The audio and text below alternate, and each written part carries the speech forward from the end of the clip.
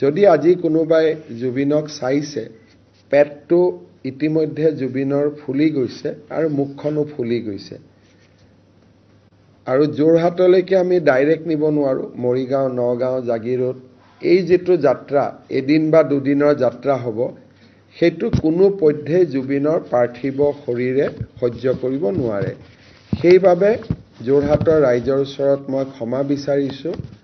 মনত আমাৰ ইচ্ছা থাকিলেও জুবিনৰ পাৰ্থিৱ শৰীৰটোৰ ফালে চাই তেনেকুৱা এটা দুৰন্ত সাহস কৰাৰ যিটো প্ৰস্তুতি, তাক আমি কৰিব পৰা নাই।